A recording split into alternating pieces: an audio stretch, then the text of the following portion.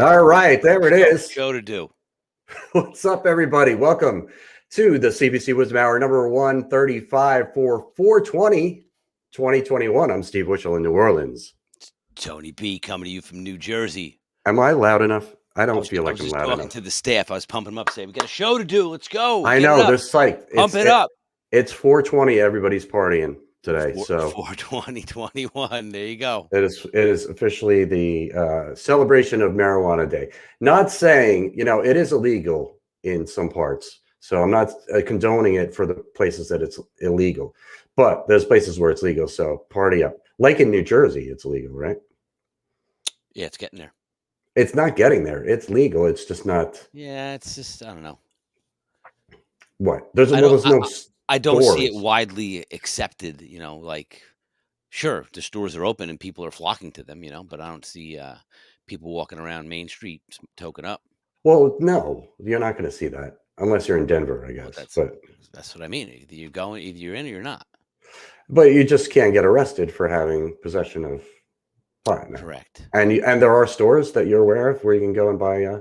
Imagine that. When we were kids, I remember reading an article in school, grammar school, no less. That was Machana says it's 4/20/2021, loving it. Yeah. All right. So grammar school, you could do what now? No, we did an article. We read this piece on where they were saying, marijuana will never be legal.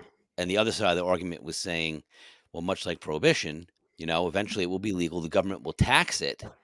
And imagine, and the breakdown of the article was really showing how many billions of dollars in revenue the government would stand to make if they legalized marijuana.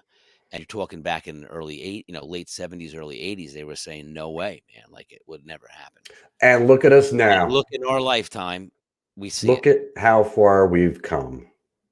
Good verdict today. We don't talk politics or any of that, but, people who are following along know what we're talking about. A good verdict in a high-profile case today.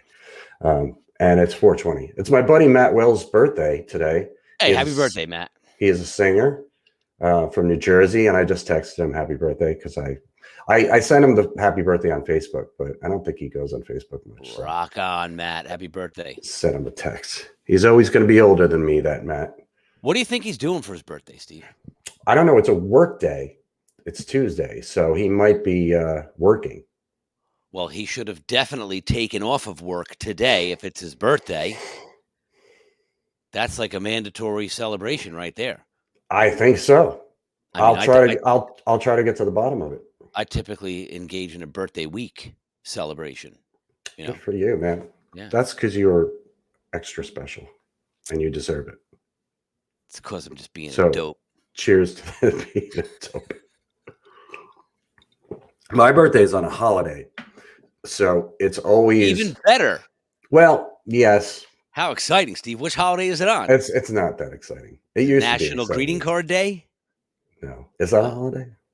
No, it's on 4th of July. Remember when we did the days we looked up, like every day of the year was something? Remember we found that website? And it was I was still doing it for crazy things. I was doing it for a while and celebrating some of this, but there were so few that were music related that I just kind of gave up on. Shoe Buckle Day. Yeah, ridiculous. Like some of them were just ridiculous. But yeah, you're right. There wasn't that many music ones. No, there weren't enough for me to consistently look at it, and I was like, all right, I got bored with it. Johnny, I need you to start creating a list of 365 days a year musical tribute things. I got Johnny working on it. We're gonna. Machana Mullen's birthday is 1666, and I don't know what that means. Much like January 6th, 1966, I guess. Much like 1492, Steve. Nathan Taylor says hi. A picture of a Strat there, I think. Looks like the body of a Strat. I think I'm gonna buy a guitar. I don't an electric guitar. I don't own an electric guitar. How crazy is that? You don't? No. I see you got a bunch of them hanging on the wall. I'm trying to get them in the frame here so I can see what's going on. I see at least 3. Yeah, there's a few hanging up. There's some basses, guitars. There's some Rickenbackers in the far back there. You can't really see them, but they're hanging back there. I don't own an electric guitar, so I'm going to buy one. By next week, I'm going to have an electric guitar, just to have, because I So can play a little. in the studio, we have a 12-string acoustic Martin, a 6-string acoustic Martin, a mandolin, a real resonator. We have a lap steel guitar.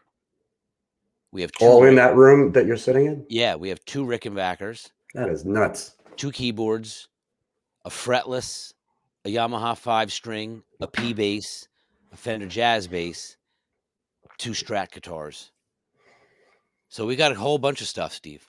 Yeah, I see you showing Got off there. lots of things. Hey, God's honest truth, man, they all get used. Cole plays every single one of them, That's excellent. and he records with them, all different ones. Good. Yeah. Mhm. So I'm gonna get a guitar and I'm gonna start a collection so I have more. I want another bass too. I love buying new gear. Who doesn't? And what kind of bass are you thinking about getting, Steve? I don't know. I would like a 5-string Fender, but I never see them in the stores around here, so I might have to dig deeper. Because I really love having the 5-string. I really love Fenders. I want to get a 4-string Spectre because I had one and I sold it many years ago, and I would like a new one. What's your main bass that you play now? I play an Ibanez 5-string. That is my bass for the gig because number one, it's a 5-string, and number two, it's very light. And is that a versatile bass for all seasons, Steve? It is. Well, for all the kind of music that I'm playing, sure. It's bass tone is like it generally any bass tone will work with most types of music. It's how you play really kind of makes the difference, and how you set your tones on the amp and stuff. But it really is a great sounding bass, but it's light. And since I'm on stage for 4.5 hours every night, if I don't have a light bass, it kills my back. Yeah, back in episode like 47 or 48, we talked about that. The weight of different basses and how you had your buddy tune up all your basses for you that time, remember? That's you right. overhauled them all, and then you were so excited to play, and then you played, and you were like, "Dude, it's so heavy, it was like breaking my back. It's fun, but I couldn't too much for the whole game." I used it though. I used that bass because we didn't talk about last week because we had the Cover Band Confidential guys on last week. Yeah. But I used that one. That's the Spectre, the 5-string. It's very heavy, but I got a new strap for it, which is padded, and it's also kind of elastic, so you can kind of push down on the strap. Yeah. And it kind of bounces. It's bouncy, and that kind of reduces some of the weight to it. So, but I didn't use it on Bourbon Street. I used it we did a gig last Saturday at this place called Whiskey Cowboy. It's a bar, nice big stage, cool place. Always people there, and I figured there I'm not going to be playing as long, and we're going to be taking 1 or 2 breaks. So I figure, okay, this is the place to try the Spectre again with this new strap, and it was great. But I haven't brought it out to Bourbon Street yet, but I probably will. Hey, now, couldn't you just play it for like a set? If you have a sound man, just tell him I'm going to switch, basses for the second set. Yeah, the thing is with the sound man on Bourbon Street, he would come back, but he doesn't generally. He'll come in, set us up, and then he'll go out, and then he'll come back in like a half hour and check on us and see if he needs to make any tweaks. And after that, he's out. That's it. You don't see him again? No, that's it. Someone at the end of the night pulls the faders down and shuts his gear off? That doesn't happen. That's it just stays on. Yeah, the sound booth is very secure. It's actually locked. You can't get in. So overnight in there you hear stuff feeding back and overnight, yeah. Oh yeah. Oh, that's horrible. So I could do that, but that is the greatest thing to do. Not to interrupt you, but that is like the greatest thing when you're sound checking and like you hear that it's really good and everyone's like really happy with it. You just nonchalantly like get a little whistle going there so it sounds like feedback, and everyone starts freaking out and cupping their mic and like, oh my God. Right. I'm glad nothing happened when you just cupped your mic. No, like it didn't feedback when you just cupped your mic. It's not. I don't know if it would work if I did that too. Because I like. See, I got feedback. Yeah. A little bit, right? I know. Okay. Only when you first approached it, then it compressed somehow. I think that was my phone just made noise. It was a perfect storm of noises. Yeah, mine doesn't have feedback at all. It's perfect. But so yeah, I could just bring both basses and switch them out. But the Spectre is so much more. It's so much hotter than the other ones because that's active pickups, and like the Ibanez is passive, so it's not. Yeah, it would be a big The signal is a lot stronger. So if he sets me up for the Ibanez and then I switch to the Spectre, it's gonna freaking blow out the room, man. especially since he's not there. That guy's gone home to watch television. Yeah, pretty much. He'll catch you next time. Yeah, because he starts his day early and he does bands and like he does a lot of clubs. So one sound guy is doing like 5 different clubs, sound at 5 different clubs. Maybe not 5 because it's we're still kind of early from COVID, but yeah, once he's done like setting everybody up and checking on everybody, he's out. That's it. And that's it. So like if you're like, man, I wish I had like a little more vocal in my monitor, like Brant. Nope, you better you learn. Sorry. Like you tell him like you better be happy before he leaves. Yeah, you learn here because the Soundman, I've known this guy for 7-8 years now here doing sound in the city. So you learn how to work with them. You just learn how to work with that person and it's easy. If you're a cool person and they're a cool person, then do you remember Jay Mallory's in Closter? Big room, had a big stage in the back. You're like, no. Absolutely not. Anyway, they had a house Sammy and this guy Mark, and he was there for the night. So he would come, you would get all set up, you would sound check, but then it was such a big room that the sound changed, because in the beginning of the night there'd be like 50 people there. By the end of the night there'd be 200 there, right. And the room would change, and he would man the controls, man. And I so missed those days because when it was like, at the peak of the second set, we're doing some ferocious music. It was all like real heavy industrial stuff, like White Zombie, 9 Inch Nails, and he would just, have all the volumes exactly where they needed to be. As the fever grew, he would pump up certain things and pull certain things back, and certain songs like on an album that had a real heavy kick, he would like really lay on the kick, like slide it up like 2 notches, so it was like earthquaking. You know what I mean?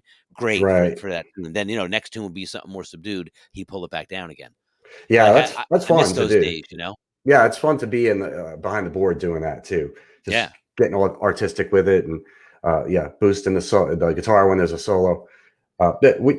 We here have learned how to kind of stage volume ourselves throughout the night, and especially the guitar players. They know they have their whole setup where they, if they're playing a solo, they want to kick, they just volume pedal or press pedal and kick it up. But it's fine because typically we don't have any issues after we're all set up. Again, we've been all of us here have been doing this for so many years and working with the same sound guy. And there's always little things, to fix. But I mean, I do my sound check now. It's beautiful because I show up early. I've been showing up like super early for gigs, which I really feel much more comfortable when I do that. You're not rushed, and you have more time. Yeah, because parking in the city is sometimes an issue, and so I just want to make sure I get there, get a good spot and whatnot, and not have to pay for it. And he comes like a half hour before we need to start. He walks in, and I'm typically at that point I'm the only one that's ready. So I just jump on stage. I do my vocal sound check. You go first. Yeah. I do my bass sound check. I mean, 15 seconds, I'm done because he knows how I like it. So he sets me to where I like it, and he might need to push me up a little bit or something, but yeah, he knows how I play. He's seen me play hundreds and hundreds and hundreds of times. So, now back to gear for a second. Are you going to test drive a couple of different basses, or Yes, and because Shane said properly, if you want a good tasting banana, peel it first, which I believe is a metaphor to if you want a good guitar, go play it first. There you go. I think that's what he's trying to say. Well, if not, Pete, make note of that. Bananas, peel them next time. Yeah, these guys they're just cutting them up and putting them in a bowl. I was wondering why it tasted funky. Now I know. Yeah, you can't. I got a guy for that. Pete's on it right now. You can't leave the store unless you peel the bananas first and taste them to make sure they're good. Yes. No, because in all seriousness, like I remember when Cole bought his first bass, he played like 4 uh, P basses and 4 Fender Jazz, knockoffs at Richie's. And Jim was like, "Yeah, come up, and I got a whole bunch here." And out of the 4, they all sounded great, but like one, the frets were a little sharp on the edges, they were sticking out, you know what I mean? One, like the knob was a little funky. One, the neck felt a little bit different, like the action, just the way it was, and like he played the 4, and then he was like, it's between these 2. And then when he played them, it was like, he picked the one based on how it felt, which is interesting. In Getty's book, he says the same thing. He picked up a bass and he plays it, and if it speaks to him, or he feels like the need to buy it, or if he feels a connection with it, then he'll buy it. I would agree with that, and in fact, that's what I will do. I will go play basses and go play guitars, and Go run the basses, Steve. go to Guitar Center and be one of those guys and play guitar. You know what's interesting about gear, though? You were saying like how your other bass is really hot, and the other one's not so much.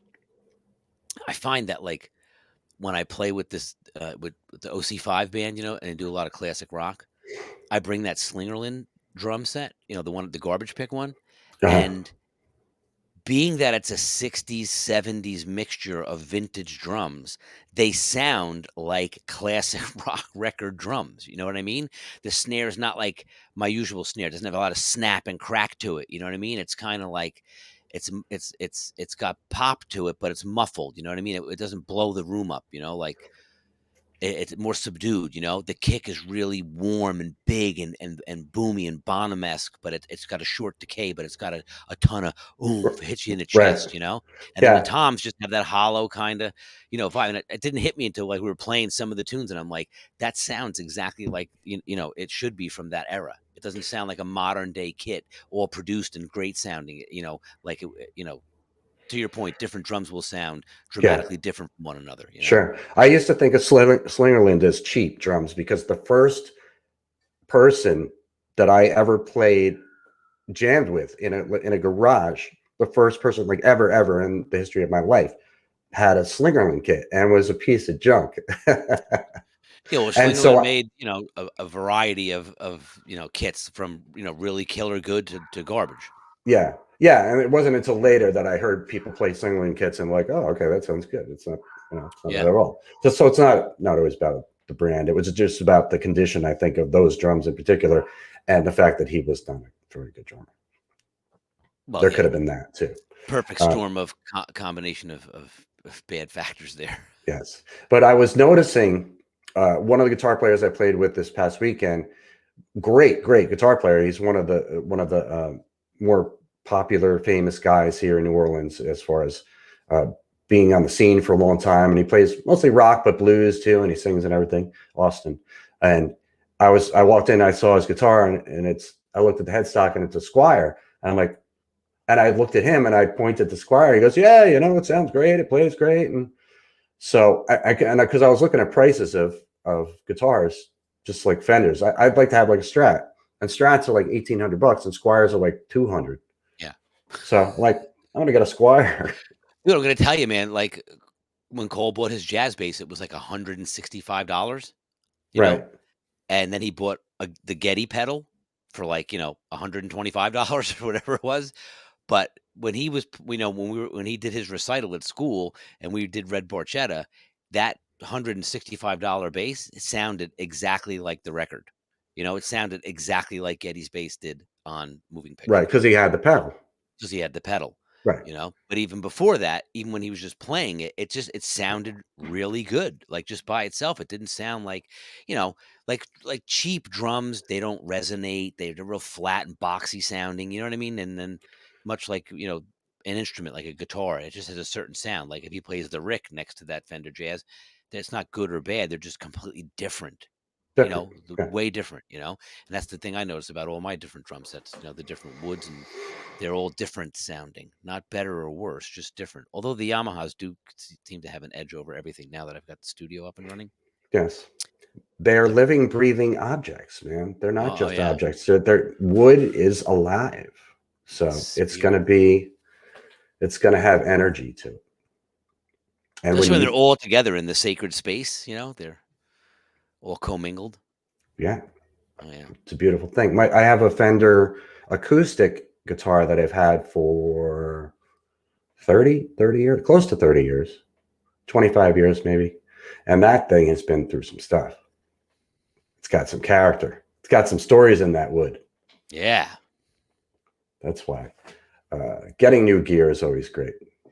Putting life into it. Oh, there's nothing like it. I just bought all that new gear for the studio, Right. Super exciting. Right. So let's talk about using gear. You played this weekend. Let's hear it. I did. So we gigged on Friday. Mm-hmm. It was supposed to be outdoors, stage and the venue, and then it rained. And it was like 39 degrees outside. Oof. So the club called an audible at showtime. We're loading in at like 6 o'clock because we played early, 7:30 to 11. Uh-huh. And they had it indoors because of the weather.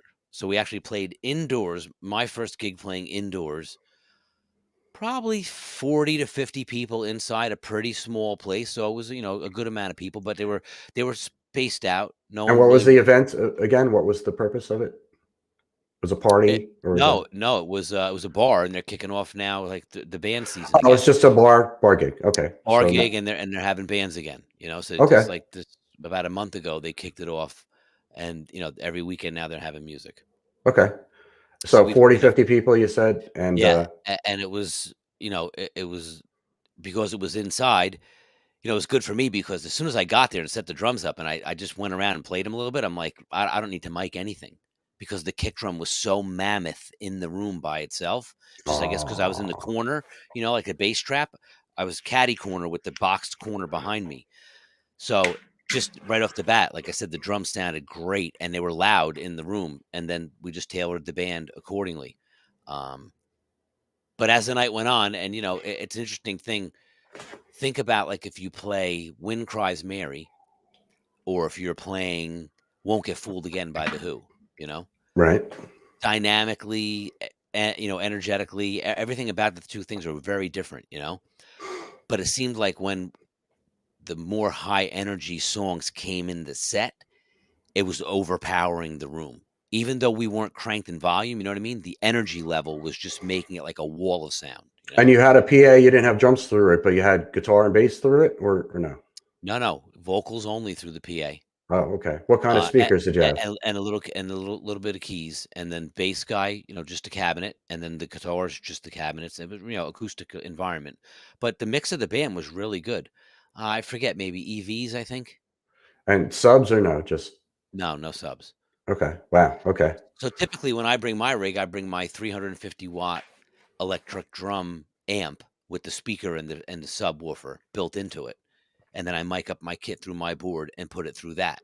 Right. So all you do is, like, if you play, when you turn it on, it instantly just brings the whole bottom into the room of the drums, and it just makes everything rounded. It doesn't Right. really like project the drums super loud, but it makes a big difference in the clarity of them. So So like for was this outside, room? Yeah. I'll Was this definitely. room boomy? Where that you played in? Was it a boomy room? Well, wood floors, pool table, wood Oh, columns, drop ceiling. So, somewhat pretty reflective. okay. Wood tables, chairs. So, yeah, pretty lively room. Um, but not overly boomy, more boxy. Like it had a nice a rounded warmth to it. So I wouldn't Okay. say we were battling like any type of reverberations or the room was just not cooperating. It was just a matter of, I guess, the frequencies, of that room just made it, on some songs it got muddy, and that usually doesn't happen, and we didn't change anything. So that was something interesting to, take note of. Hmm. And you could hear you had monitors, I guess, wedges, or you're using Yeah. in ears. Are you No, using no, in no, ears? no, wedges. Oh, okay. I thought you were doing the in ears for this band. No. No, not with these guys. Okay. No in ears. So all right. So were people masked? How was the crowd scene? There may be 5% to 3% of people had a mask on. Okay, so not many people. They had masks with them in their pocket and stuff like that. But, everyone's sitting around drinking. And most of the tables were friends of people, like you, me, and so, and this guy would all be sitting together. So they weren't wearing masks because they either work together or they're social, with each other anyway, or they're Right. there all the time. But I still wore my mask, except when we were on stage. When I was off stage walking around, I had my mask on. What about the staff? They're masked? Yeah, staff has Okay. to be masked. Yeah. Okay. And how was the overall vibe, the reception? Were people psyched to have live So music? that was the best part of the whole thing. It was one of those gigs where the entire place was a captive audience. Like there was tons of interaction, banter back and forth. Um, people would cheer and say, excellent tune. Then they'd be like, we did Junior's Farm by Paul McCartney and Wings. So Okay. really, really fun tune to play. So like after that tune, people got up, walked up to the band, said, "Oh, it was great. Nobody plays that." And one guy in the back was like, "You got to do like Band on the Run. Like I'm requesting it right now. Like you don't have to do it right now, back to back, but like I want to hear that later." And it's one of the tunes that the band does do. And then other people would be coming up and requesting stuff, and applause at the end of every song, like, and not just like, yeah, like whistling and like super appreciative, and people saying like, we fucking need this, man. Like we've been waiting for this. Like the place was really pumped to have live music, as we were too. We haven't played in 8 months, and that was the banter on the mic too, saying like, it's great to be out. It's great to be back. I'm sure you people are excited to have live music again, because that's a live music venue place that we played at. So everyone was really appreciative of the band. They were super excited. They were pumped up. They were very complimentary, and they were into it. Like I said, it was a captive audience. They were singing along. I remember we were doing Tears for Fears. Everyone Wants to Rule the World. And, in the middle of that song, I just remember looking around the whole club, and like every single person was either singing along, tapping their foot, tapping on something, bobbing their head on their phone, but they're like, everyone was engaged in it in some form, and that was cool. So it was good to be back. Band sounded great, even if not playing that long. We rehearsed a couple of times, but it was spot on. And like I said, the crowd really enjoyed it. So it's good to That's see great, man. that people are really looking forward and eagerly awaiting to go out and see live music. And these Nothing guys, they beats were that into it. energy, man. Nothing tops that energy of a live band and Yeah. then having an enthusiastic crowd. Yep. Nothing like it, man. And a Good for crowd that was you. having a conversation, you know what I mean? Even though there's 50 people in the place, they're all talking back and forth to Sure. the band, yelling stuff out, being like, yeah, like, you start a song, guys are coming up like, yeah, like playing pool, like yelling, like they're waiting for that song, it was a lot of fun. So it was good. It was good. Excellent. It was good to get out. That's good to hear. I'm sure a lot of other people are going to be experiencing that same thing or have experienced that same thing. I know I am experiencing it Yeah. basically every night that I'm playing now. And it's last weekend, I only played Sunday. But we're in the best room on the street. We're at a famous door.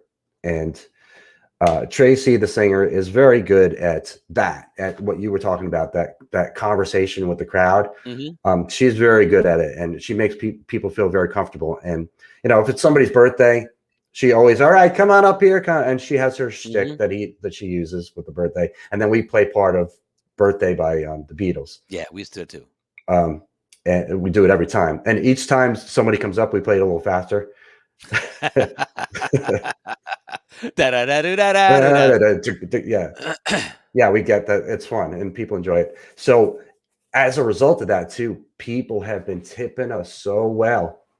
I mean, Yeah, you were saying that. You were saying if that you're people are tipping. if you're out playing now, man, anybody out there out playing and you can take tips, you best be taking tips, man, because people are really appreciative of live music. Like, dude, everybody on Sunday for a little while, I was watching because I can't really see usually how much somebody's putting in the thing, but the way it's situated, it's on the stage in the center in front of Tracy on a stool, the tip bucket, and it's like a little garbage pail she has, like the little tiny, like, I don't see my hands.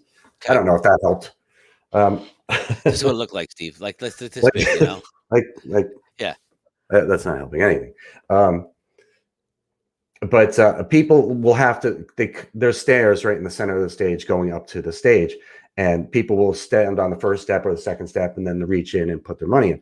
And I've been able to see it. And like on Sunday for a while, like every person that was coming up and doing that, it was a $20 bill, 20, 20, 20. And we've been killing it with tips. We're better than I've ever made in tips here on a consistent basis. And I know how to sell that shit on the stage, because when Tracy goes out, she'll say like, "Hey, I'm coming out, everybody," blah blah blah. And she'll do it quick, and then and I do this. There's two different songs where I can extend the intro and I'm singing it.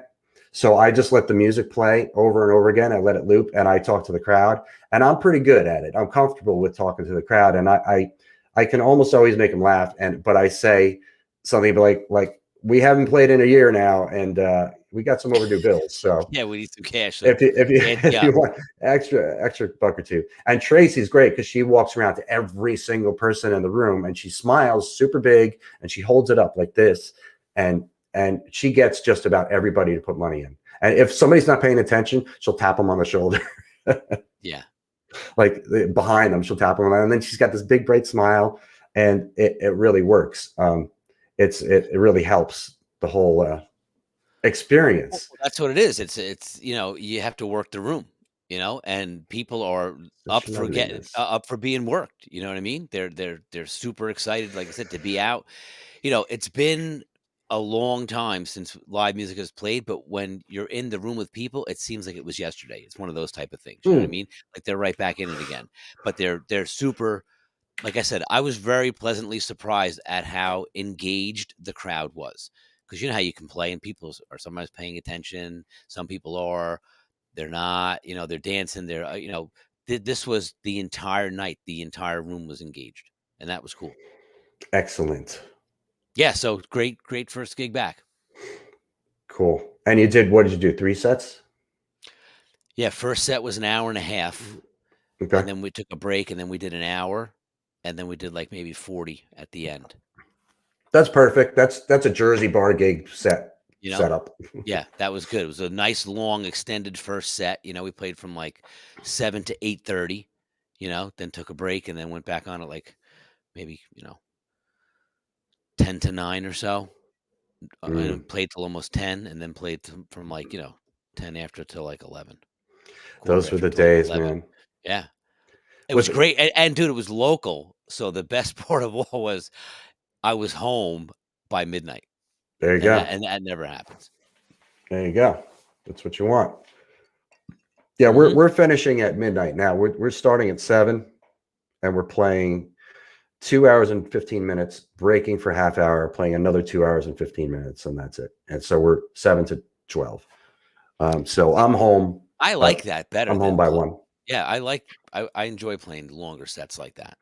It's yeah. It's, I mean, because you know how like at a typical gig like you just played with those kind of the sets that way. In the second set, you start to kind of feel your juices, and you start to really kind of feel, that's where you start to kind of get in the zone usually better. Um, and playing 2 hours and 15 minutes in a row, you get that, after you're up there for an hour. Now you're just like, you start to get more loosey goosey, and Mhm.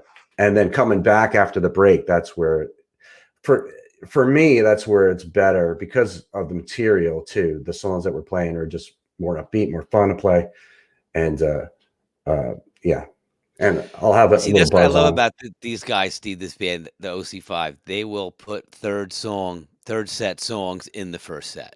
Like, don't care. Just want, Yeah, that's a good way to if go. if it works, you know what I mean? Yeah, Crystal said they missed the live music. She'd be engaged too if she was there. Yeah. Little cheers on her Awesome. emoji. Yeah, Um, no, it was positive all around. Like I said, it was a great vibe in the room, and like I said, band sounded great, and it was good to be playing again. And there's many points in the evening that I felt in the zone. Good. Locked into it. It was good. More often than not, too. Maybe because there was no expectation of coming back. Like I don't know. At least for me, it wasn't like, oh, we haven't played, we got to go back, and to be nervous about. It was more like excitement to play. You know, Right. and not really think about the performance. And it's just when you are able to get into that type of headspace, then you have a magic evening because you're not really hung up on anything. You have no Right. preconception. You're not worried about hope the band sounds good. You're just showing up with the expectation that, this is going to be exciting and fun and great. And whether there's people are into it or not, we're going to be, we're going to enjoy playing. And then it's just a domino effect where then everyone's into it, and it just turned out to be a great night. So yeah, and now we have probably a dozen gigs booked from now till October or November. Oh, good. Very good. At a bunch of different places. Yeah, now it's starting to open up again. A lot of outdoor things, like they're Right. doing Mardi Gras out in Warwick. They're doing some outdoor events at this big horse farm thing. They do a car show. They have a band every Wednesday, every Saturday, every Sunday. So a lot of stuff is starting to pick up now. At least, because remember now I'm working with these guys north from where I live, north, right up into Orange County, New York, more or less. Right. So they're Okay. up into that, a whole different. Very cool. A whole different slew of clubs and places that I haven't played at. Great. New Yeah. experiences. I love it. Yeah. That's cool. That's fun. Yeah. I love So playing a good. new place, a place that I've never ever been before. I love that. Yeah. And they're not new for these guys, but they'll be new for me. Like I already played like 2 or 3 places with them that I have never played. Like there's Right. one place I didn't even know was there. Right. That's nice. So that's a plus for sure. And That's some good. of these things too, Steve, I've noticed for the summertime have like 4, 5, 6 bands on the venue. Some of these outdoor events, yeah, they have it. And house gear, Soundman, like you just bring like for drummer, you bring like snare, pedals, and cymbals. Like you go into a rehearsal studio, you pull up like the kit's there, it's mic'd up, ready to go. I would think in Jersey, especially that area, that this summer will be a boom because you can do so many outdoor gigs and because everybody's getting the vaccine and people are feeling more comfortable, and especially they'll feel comfortable outside. So the weather's beautiful. Yeah, I would think it'd be like a serious boom this summer. That's cool. yeah. Well, the one place by me, J&S, they had a band there maybe 3 weeks ago when they kicked off their thing, and I think they said there was like almost 300 people there on Nice. a Sunday afternoon outside. There you go. So yeah, that's what you want. You want a weekend gig there, outside. This is going to be the partyingest summer ever. The most It's gonna be the most partyingest. awesomest summer ever, Steve. It Rock is. on. So much partying, so much joy and jubilation that we are free from this virus. Happy, happy, joy, joy. Which we are not yet, apparently, but we're close. No, but evidently, like I said, from what I witnessed out there, people it doesn't exist anymore because people don't seem to be too concerned about it. Yeah. Yeah. But I'm not letting my guard down just yet, Steve. I go Friday to get my second shot. So okay, congratulations. Thanks. That doesn't guarantee you anything, apparently, and no, it doesn't. But it's just another layer of protection. Okay. That's all. Yeah, people here are definitely getting looser too. There are still people wearing masks, but it is less common now. I mean, and you even have to wear a mask inside anywhere in Jersey. Mandatory. They won't let you in the store without a mask on. Yeah, it's like stores here. Yeah, but the clubs, the bars, nah. People are just they're going naked face and all.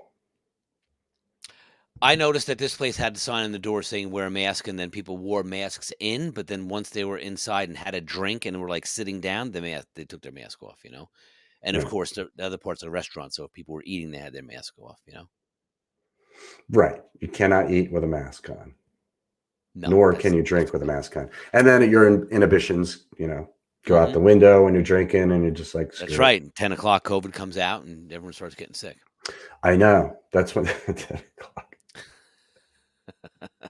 Well, you can see COVID send, but the alarm goes off. Call. Yeah. The alarm goes off. Oh, I got to get up and do this thing again. Oh, that's it. It's like, oh, man, I'll be right back. Or I go infect some people. Do you have to go out again tonight, Larry? Yeah, it's like every night now, It's been a year. Isn't it getting old? Nope. Got to do my job. Got to go.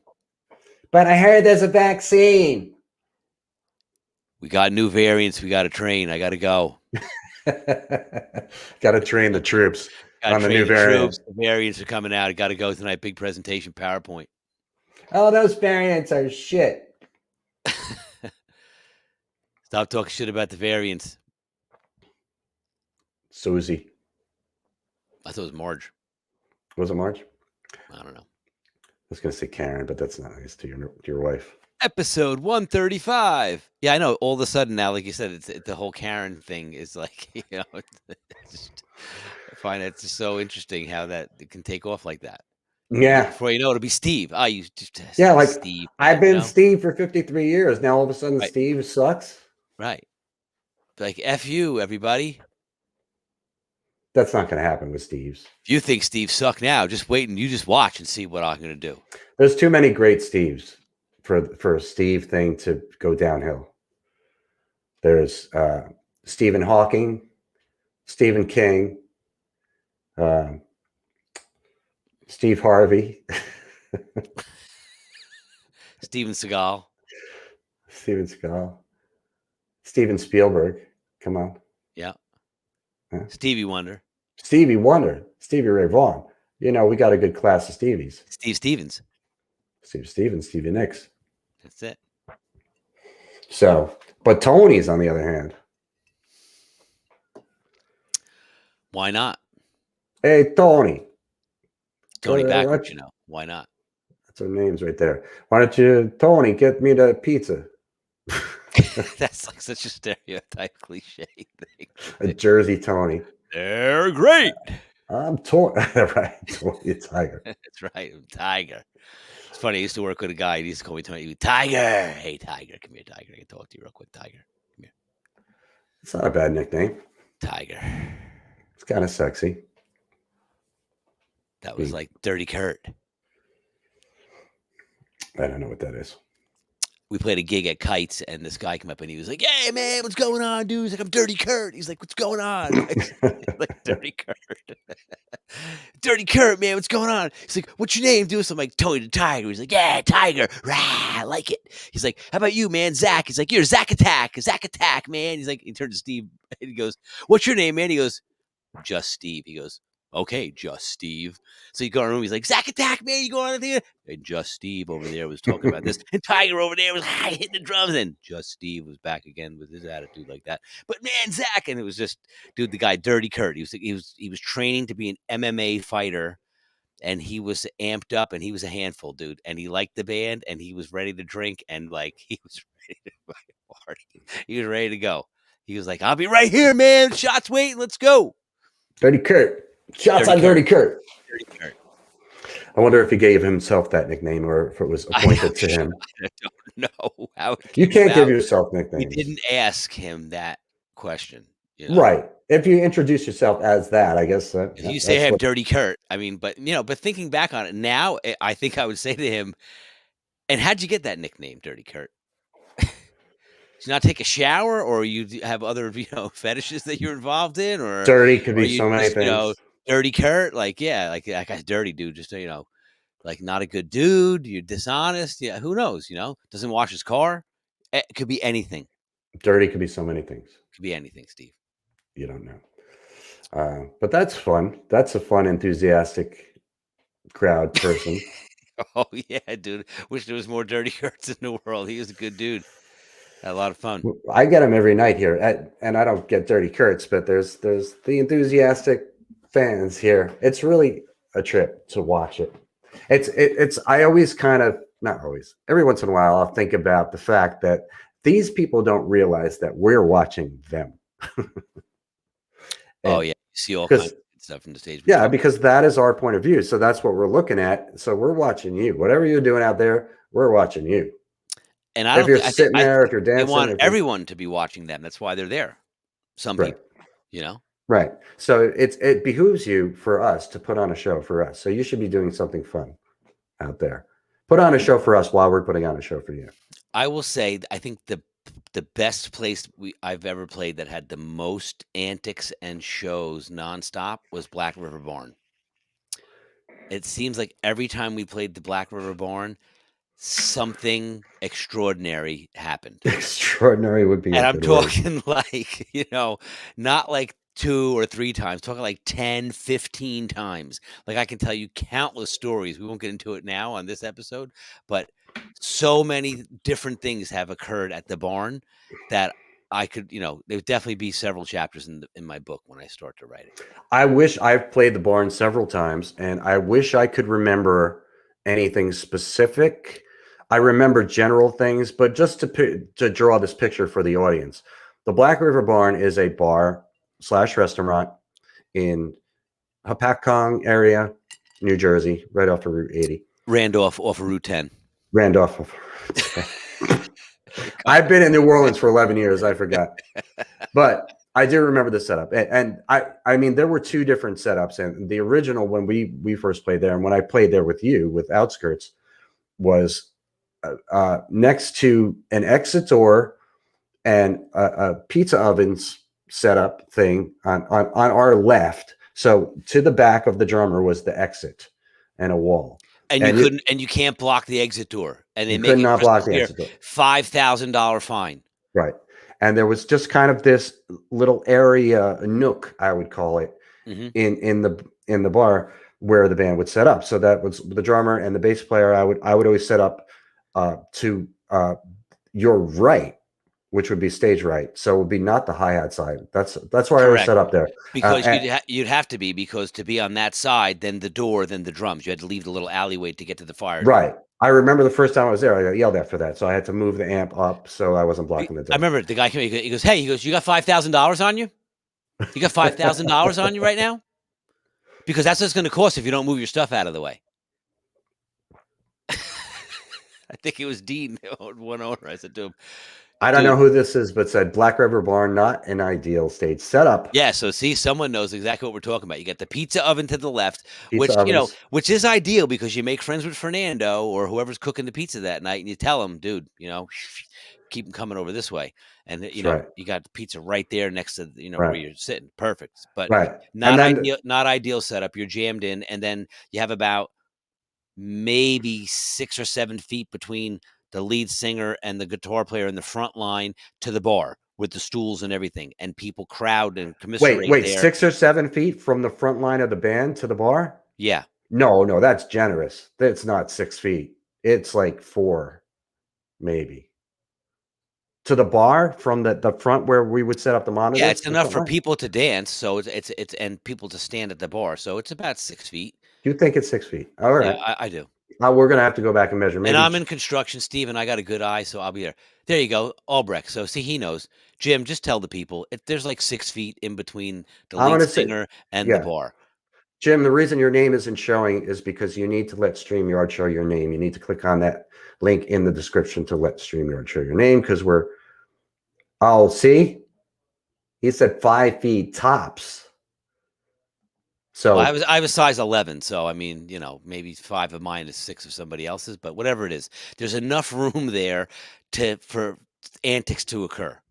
So yes, that's the thing. Well, we would set up the monitors, but hang on, the front line of the stage, just to give it the visual, and the mic stands in the front. So it would create at least this barrier from the band is here, or a tripping hazard. And people are there. Or a tripping hazard for people to fall into the people on the front line, which is great from my point of view because they never get back all the way to the drums, Right. And the bar is a wooden bar, pretty big, right? And above it is wooden beams with like an open truss ceiling. So people were encouraged to climb up on the bar and dance on the bar and hold on to the beam. And, there's many times they had like a conga line going around the bar when we played there and people falling off the bar and, just all kinds of stuff.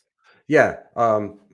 People would definitely trip over those monitors because people would start getting drunk and they would dance. We're playing dance-ish music and they're dancing right in that little 5-foot area. And they would fall or drop the drinks. Dropping drinks was often. Jim, I guess this is still Jim, but it said we hosted open mic there for 8 years. And that was that awful room. That was Hoi Polloi, I believe, where it was.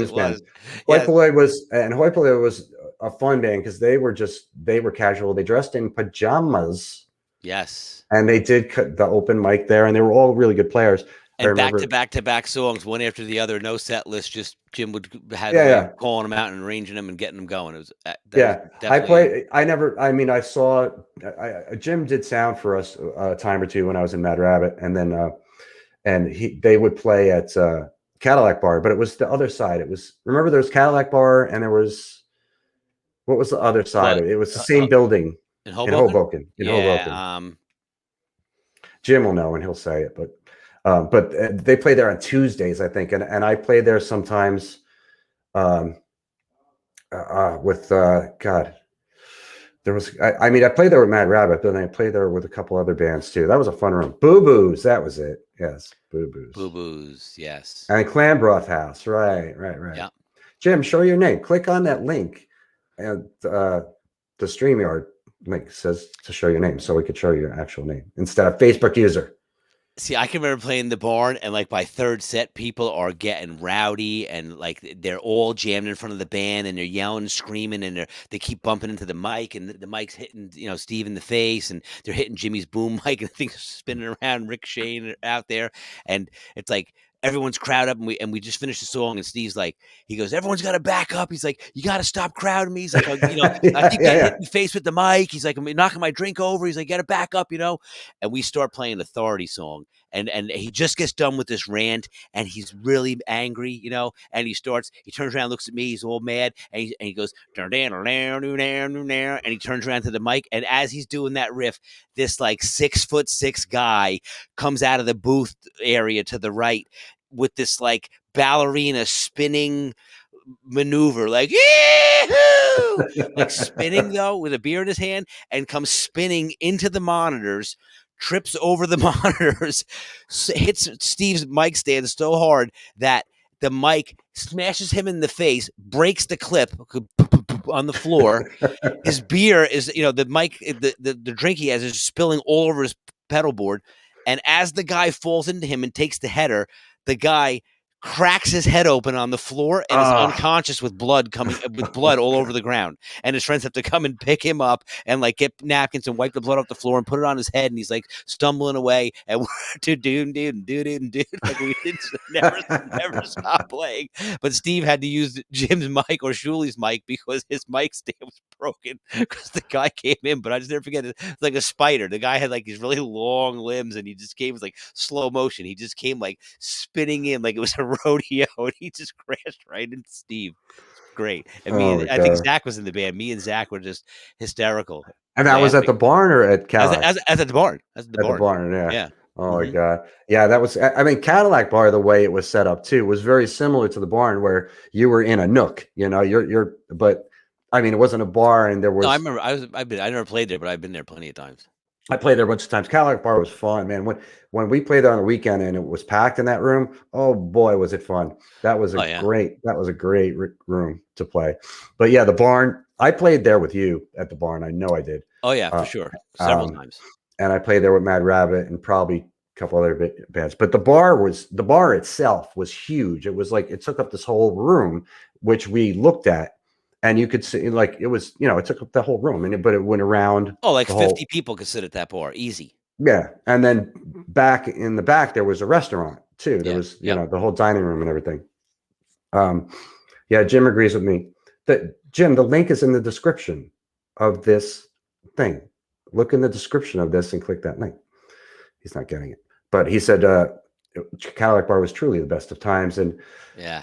I got a ton of stories about Cadillac Bar. I've probably told them before to you, but the 9/11, the playing after 9/11 was one of the most profound experiences for me because it was right on in Hoboken, right on the water on the Hudson River, and right across from the towers, right across from where the towers were, and I used to go and walk out on break when we played there.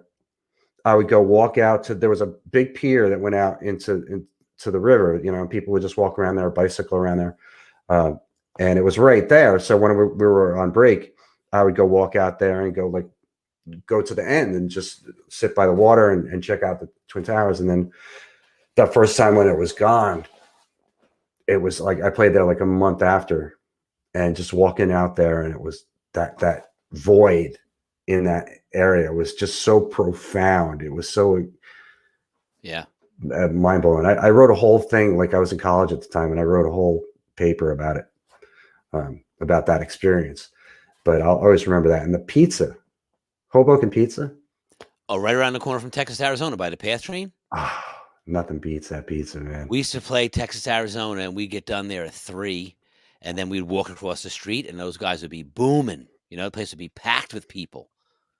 It wasn't like leftovers. It was like they had pies coming Oh out of the yeah, oven at 3 o'clock in the morning, yeah, and yeah, they were in full tilt. And we would go there, get 2 slices, and they were like big hankin' slices, yeah.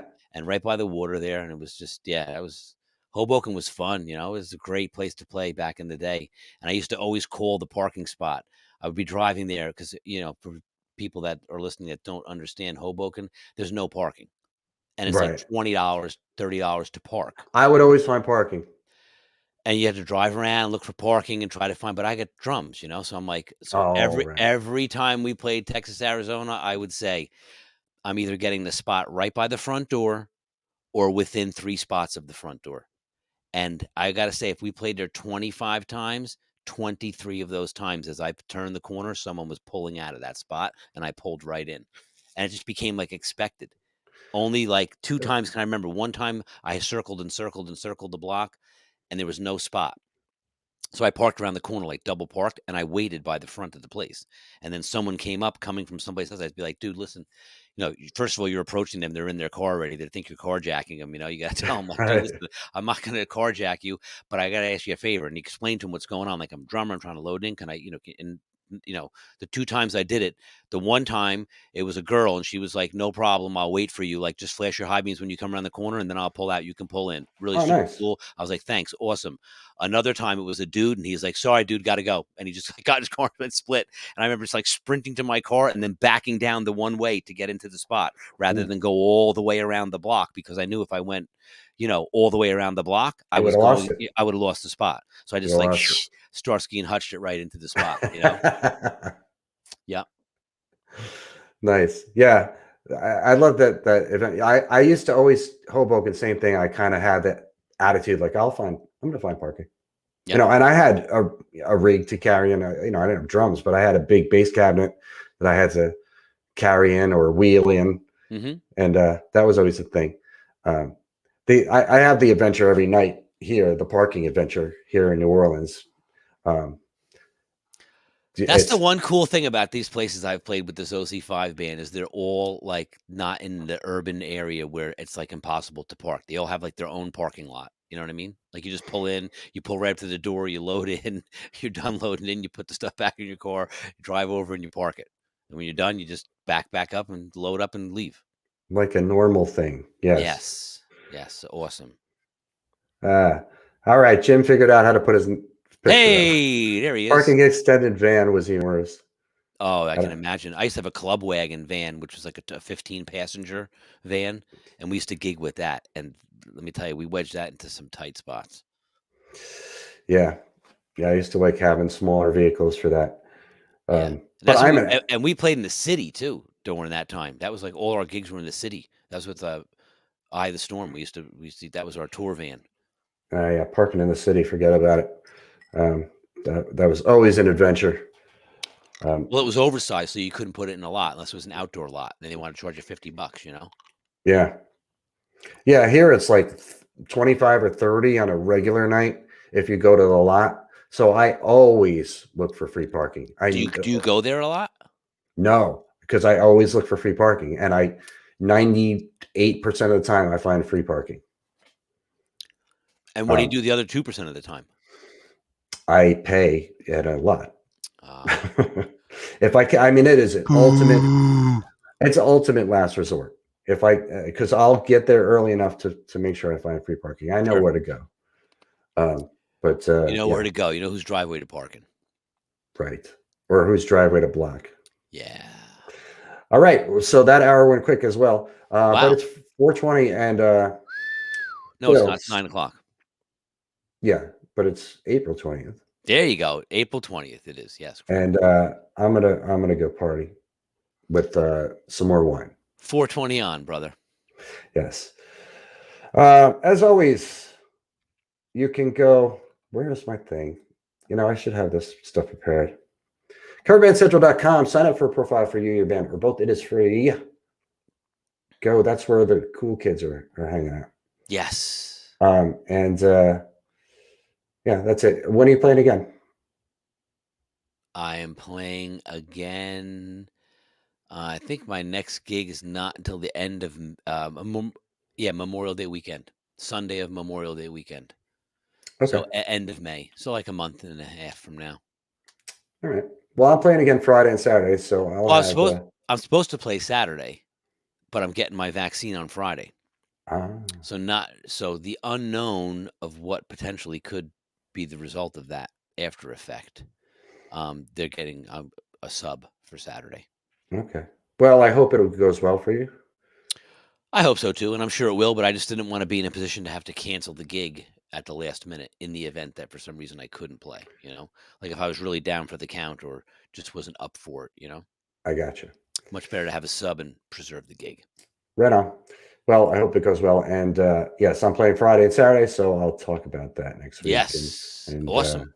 And everybody else, be good out there, be safe, be good to each other and yourselves, and we'll see you next week.